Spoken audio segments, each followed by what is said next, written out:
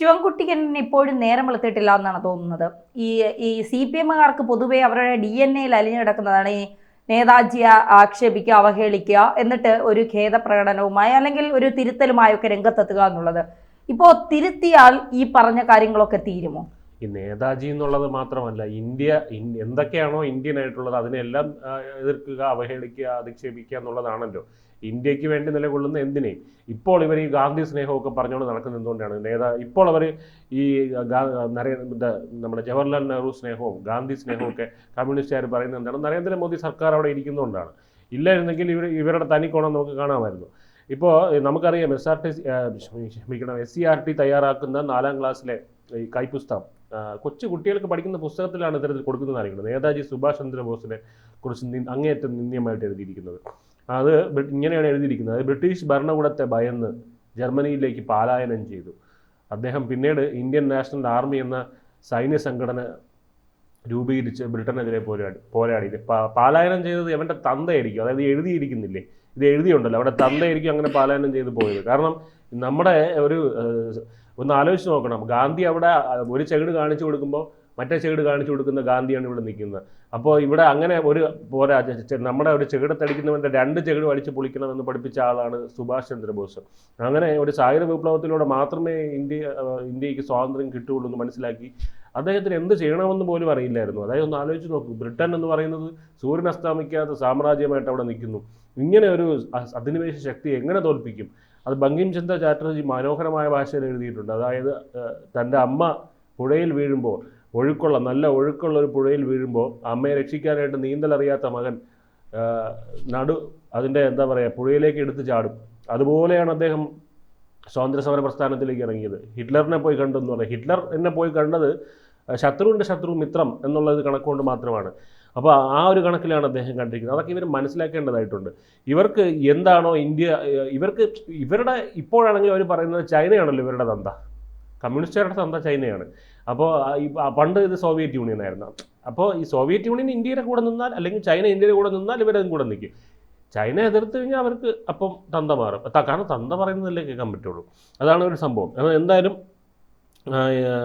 ബ്രിട്ടനെ ഭയന്ന് സുഭാഷ് ചന്ദ്ര ബോസ് എന്ന് എഴുതാൻ കാണിച്ച ഒരു ഇതുണ്ടല്ലോ, ആ ഒരു ഉളുപ്പില്ലായ്മ, അതിനെ പറ്റിയാണ് നമുക്ക് ആദ്യം ചർച്ച ചെയ്യേണ്ടത്. കാരണം സുഭാഷ് ചന്ദ്ര ബോസ് ഒരിക്കലും ബ്രിട്ടനെ ഭയന്നിരുന്നില്ല. മറിച്ച് അദ്ദേഹം പറഞ്ഞത് ബ്രിട്ടൻ എതിരെ പോരാട്ടം നടത്തുന്നതിന് വേണ്ടി അദ്ദേഹം ഈ പറയുന്ന സായുധ ശക്തികളുടെ കൂടെ, ജപ്പാൻ, ജർമ്മനി പോലുള്ള ശക്തികളുടെ കൂടെ പിന്തുണ തേടേണ്ടതായിട്ടുണ്ട്. അന്ന് ഈ 2ാം മഹായുദ്ധം നടക്കുകയാണ്, 2ാം ലോക മഹായുദ്ധം. അപ്പം ആ സമയത്ത് അത് മാത്രമേ വഴിയുള്ളൂ എന്നുള്ളത് മനസ്സിലാക്കിയാണ് അദ്ദേഹം ഇന്ത്യയിൽ നിന്ന് പുറത്തേക്ക് പോകുന്നത്. അപ്പം അതിൻ്റെ ഭാഗമായിട്ടാണ് ജപ്പാനിലും ജർമ്മനിയിലും മറ്റും അദ്ദേഹം പോകുന്നതും അവിടെയുള്ള ലോക നേതാക്കന്മാരുമായിട്ട് സന്ധി ഉണ്ടാക്കുന്നതും. പിന്നീട് അദ്ദേഹം ഇന്ത്യൻ നാഷണൽ ആർമിയുടെ നേതൃത്വം ഏറ്റെടുക്കുകയും ചെയ്തു.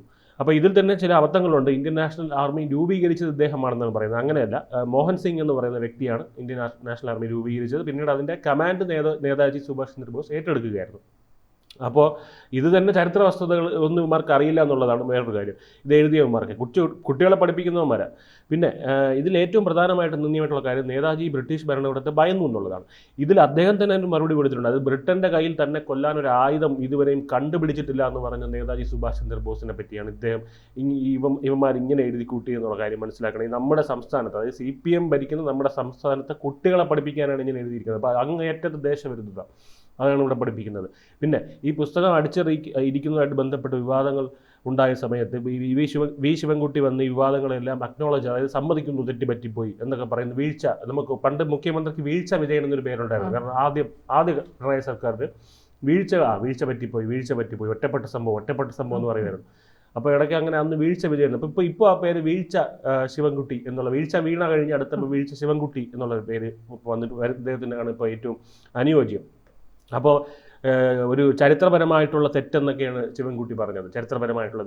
ചരിത്രപരമായിട്ടുള്ള വങ്കത്തരം തന്നെയാണെന്നുള്ള കാര്യം തന്നെയാണ് അതിനോട് ശിവൻകുട്ടിയോട് യോജിക്കുന്നുണ്ട്. പക്ഷേ ഇതങ്ങനെ ഒരു നിസ്സാര കൈപ്പിഴയായിട്ട് ഇതിനെ കാണാം, അല്ലെങ്കിൽ അങ്ങനെ കാണാൻ പറ്റില്ല. കാരണം ഇത് നിരവധി അധ്യാപകർ ചേർന്ന് കൂടി ആലോചിച്ചാണ് ഈ കാര്യങ്ങളെല്ലാം തീരുമാനമെടുക്കുന്നത്. അപ്പോൾ അതുകൊണ്ട് തന്നെ അതിൻ്റെ നടപടിയുടെ ഭാഗമായിട്ട് 5 അധ്യാപകരെ ഇപ്പോൾ കമ്മിറ്റിയിൽ നിന്ന് ഡീബാർ ചെയ്തിട്ടുണ്ട്. അപ്പോൾ ഈ ഒരാൾ മാത്രമല്ല, ഈ ഒരു സെക്ഷനുമായിട്ട് ബന്ധപ്പെട്ട് ചുരുങ്ങിയത് 5 പേരുടെയെങ്കിലും ഒരു കൂട്ടായിട്ടുള്ള ആലോചന ഇതിൽ നടന്നിട്ടുണ്ടെന്നുള്ള കാര്യം ഇന്ന് വ്യക്തമാണ്.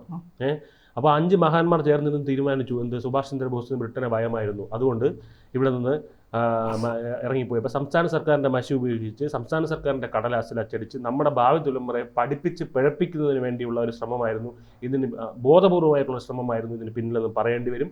അങ്ങനെ തന്നെ ഇത് പറയേണ്ടി വരും. കാരണം ആർക്കും അറിയാത്ത ഒരു ജീവിതമൊന്നും അല്ലായിരുന്നു സുഭാഷ് ചന്ദ്രബോസിൻ്റെ. സുഭാഷ് ചന്ദ്രബോസ് മരണപ്പെട്ടോ ഇല്ല എന്നുള്ളതിനെ പറ്റി തർക്കം ഉണ്ടായിരുന്നു. പക്ഷേ അദ്ദേഹത്തിൻ്റെ ജീവിതത്തിനെ പറ്റി ആർക്കും അറിയാത്തതല്ല, വെൽ ഡോക്യുമെൻറ്റഡ് ആയിട്ടുള്ളതാണ്. സ്വാതന്ത്ര്യസമര പോരാട്ടവും അദ്ദേഹത്തിൻ്റെ വ്യക്തിജീവിതത്തിനെ പറ്റിയുള്ളതും എല്ലാ കാര്യങ്ങളും. അപ്പോൾ അങ്ങനെയുള്ള കാര്യങ്ങളിൽ ഒരു സ്പെക്കുലേഷൻ ഒന്നും ഇവിടെ എഴുതി വെക്കേണ്ട കാര്യമില്ല.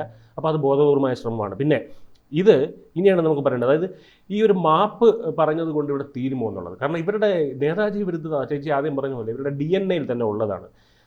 അപ്പോൾ നമുക്ക് ഈ അതിലേക്ക് ഒന്ന് കടക്കാം. അതായത് സ്വാതന്ത്ര്യ സമരം കൊടുമ്പിരി കൊണ്ടിരിക്കുന്ന സമയത്ത് ഈ സുഭാഷ് ചന്ദ്രബോസ് എന്ന് പറയുന്ന മറ്റു വിദേശ രാജ്യങ്ങളുടെ സഹായം അഭ്യർത്ഥിച്ച് ജപ്പാനിലും ജർമ്മനിയിലായിരുന്ന സമയത്ത് ഇവരുടെ ഒരു പീപ്പിൾസ് വാർ എന്ന് പറയുന്ന ഒരു മാഗസീനുണ്ട്. കമ്മ്യൂണിസ്റ്റ് പാർട്ടി ഓഫ് ഇന്ത്യയുടെ മാഗസീനാണ്. അപ്പോൾ ഇവരുടെ ഇതിൽ നിരന്തരമായിട്ട് നേതാജി അവഹേളിച്ച് വരുന്ന ചിത്രങ്ങളുണ്ട്. അപ്പോൾ അതിൽ ആദ്യ ചിത്രം നോക്കുക. ഈ കാർട്ടൂൺ നമ്മൾ കാണുന്ന ഒരു കഴുതപ്പുറത്ത് യാത്ര ചെയ്യുകയാണ്. കഴുതപ്പുറത്തിരിക്കുന്ന ആൾ ജപ്പാൻ്റെ പ്രീമിയർ ആയിട്ടുള്ള ഹിദക്കി ടോജോ എന്ന് പറയുന്ന ആളാണ്. ടോജോ ആണ് 2ാം ലോക മഹായുദ്ധത്തിൽ ജപ്പാൻ്റെ പ്രീമിയർ ആയിരുന്നത്. ഇപ്പോൾ ജപ്പാനിൽ ടോജോയുടെ സഖ്യമാണ് സുഭാഷ് ചന്ദ്രബോസ് പോയി അപേക്ഷിച്ചത്. അങ്ങനെയാണ് സന്ധി ഉണ്ടായത്. അപ്പോൾ ആ സന്ധി ഇവിടെ ആ ഇംഫാൽ കോഹിമ യുദ്ധങ്ങളിലൊക്കെ തന്നെ ഓപ്പറേഷൻ യൂഗോ ഒഫൻസീവിൽ ബ്രിട്ടനെ നേരിടുന്നത് ആ സന്ധി സഖ്യമാണ്. അപ്പോൾ ഇനി ഈ കഴുതയുടെ മുഖത്തേക്ക് നിങ്ങളൊന്ന് സൂക്ഷിച്ച് നോക്കുക. ആ മുഖത്തൊരു കഴുതയല്ല നിങ്ങൾ കാണുന്നത്, നേതാജി സുഭാഷ് ചന്ദ്രബോസിനാണ്. അതായത് നേതാജി സുഭാഷ് ചന്ദ്രബോസ് എന്ന കഴുതയുടെ പുറത്ത് ജപ്പാൻ്റെ പ്രീമിയർ ആയിട്ടുള്ള ഹിദക്കി ടോജോ യാത്ര ചെയ്യുന്നു എന്ന രീതിയിൽ അങ്ങേയറ്റം അവഹേളനപരമായിട്ടുള്ള നിന്ദ്യമായിട്ടുള്ളൊരു കാർട്ടൂൺ. രണ്ടാമത്തെ കാർട്ടൂണാണ് ഈ ഒരാൾ മുഖംമൂടി മാറ്റുകയാണ് അല്ലേ. ആ മുഖംമൂടി നേതാജി സുഭാഷ് ചന്ദ്രബോസിൻ്റെതാണ്. അതിന് പിന്നാലെ ഹിദക്കി ടോജോയുടെ. ഇതിൽ നിന്ന് എന്താണ് മനസ്സിലാക്കുക? ടോജോ എന്ന് പറയുന്ന ഭീകരൻ നേതാജിയെ കേവലം ഒരു മുഖംമൂടിയായി ഉപയോഗിക്കുന്നു എന്നാണ് ഇതിലൂടെ പറയുന്നത്. നേതാജി എന്ന പുറമേയുള്ളൊരു ആവരണം മാത്രമാണ്, നേതാജിയുടെ ഉള്ളിൽ നിന്ന് നയിക്കുന്നത് ടോജോയാണ്. മനസ്സിലായോ? ഇനി അവരുടെ മുഖപ്രസിദ്ധീകരണമാണ് ഈ പീപ്പിൾസ് വാറിലൂടെ അടുത്ത 3ാമത്തെ ചിത്രം. ഇത് നമ്മൾ കാണുന്നത് കുറേയധികം സൈനികർ അവിടെ നിൽക്കുന്നുണ്ട്. ആ സൈനികരുടെ ഒരു ഗാർഡ് ഓഫ് ഓണർ അവിടെ സ്വീകരിക്കുകയാണ്. വീണ്ടും ജപ്പാൻ്റെ പ്രീമിയർ ആയിട്ടുള്ള ടോജോ അദ്ദേഹത്തിൻ്റെ കയ്യിലൊരു കൈക്കുട്ടിയായിട്ട് ഒരു ചെറിയ ശിശു രൂപത്തിൽ നടക്കുന്നത് നേതാജി സുഭാഷ് ചന്ദ്രബോസാണ്. അതായത് സുഭാഷ് ചന്ദ്രബോസിനെ വെറും ഒരു കൈക്കുട്ടിയായി കരുതിക്കൊണ്ട് അദ്ദേഹത്തെ നയിച്ച് കൈപിടിച്ചുകൊണ്ട് നടക്കുന്നത് ടോജോ ആണ്. ഇനി 4ാമത്തെ കാർട്ടൂൺ നോക്കുക. ഈ കാർട്ടൂണിൽ കാണുന്നത് പാവപ്പെട്ട കുറേയധികം ആൾക്കാർ, ഇവിടെ ഇന്ത്യക്കാരായിട്ടുള്ള ആൾക്കാർ അവിടെ നിൽക്കുകയാണ്. അവരുടെ മുകളിലേക്ക് ഒരു ബോംബ് വന്ന് വീഴുകയാണ്. ആ ബോംബിൽ കെട്ടിപ്പിടിച്ചിരിക്കുന്നത് സുഭാഷ് ചന്ദ്രബോസാണ്. ഇന്ത്യയിൽ പട്ടിണി പാവങ്ങളുടെ മേൽ വീണ ബോംബാണ് സുഭാഷ് ചന്ദ്രബോസ് എന്ന് സ്ഥാപിക്കുന്നതിന് വേണ്ടി കമ്മ്യൂണിസ്റ്റ് പാർട്ടി അവരുടെ ഔദ്യോഗിക മുഖപ്രസിദ്ധീകരണത്തിൽ പ്രസിദ്ധീകരിച്ച കാർട്ടൂണാണിത്.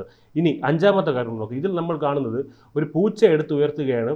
ആളിൻ്റെ പേര് യോസഫ് ഗിബൽസ് എന്നാണ്. അദ്ദേഹം നാസി ജർമ്മനിയിലെ ഹിറ്റ്ലറുടെ പ്രോപ്പഗണ്ട മിനിസ്റ്റർ ആയിരുന്നു. അപ്പോൾ അദ്ദേഹം എടുത്തുയർന്ന പൂച്ചയുടെ മുഖം നേതാജി സുഭാഷ് ചന്ദ്രബോസിൻ്റെതാണ്. അതായത് യോസഫ് ഗിബൽസിൻ്റെ കയ്യിലെ പൂച്ചയാണ് നേതാജി സുഭാഷ് ചന്ദ്രബോസ് എന്നും പ്രൊപ്പഗണ്ടയ്ക്ക് വേണ്ടിയാണ് ജർമ്മനി സുഭാഷ് ചന്ദ്രബോസിനെ ഉപയോഗിക്കുന്നത് എന്നുമാണ് ഇതിലൂടെ പീപ്പിൾസ് വാർ പറയുന്നത്. അടുത്തതാണ് അങ്ങേയറ്റം നിന്ദ്യമായിട്ടുള്ള കാർട്ടൂൺ. അതായത് 6ാമത്തെ ഇദ്ദേഹം ഒരു തെങ്ങിൻ്റെ മുകളിൽ നിന്ന് നിരീക്ഷിക്കുകയാണ്. ഓഗസ്റ്റ് 9 ഇന്ത്യ എന്താണ് സംഭവിക്കുന്നത്, അത് ഇന്ത്യ റെഡിയായോ, ഇന്ത്യ അതിന് ബ്രിട്ടീഷ് ഇറങ്ങി പോയി കഴിഞ്ഞാൽ അടുത്ത ജപ്പാനെ കൂട്ടിക്കൊടുക്കാൻ വേണ്ടി നിൽക്കുന്ന ഒരാളാണ്. ജപ്പാൻ ഇന്ത്യയെ കൂട്ടിക്കൊടുക്കാൻ വേണ്ടി നിൽക്കുന്ന ആളാണ് ആര്? സുഭാഷ് ചന്ദ്രബോസ്.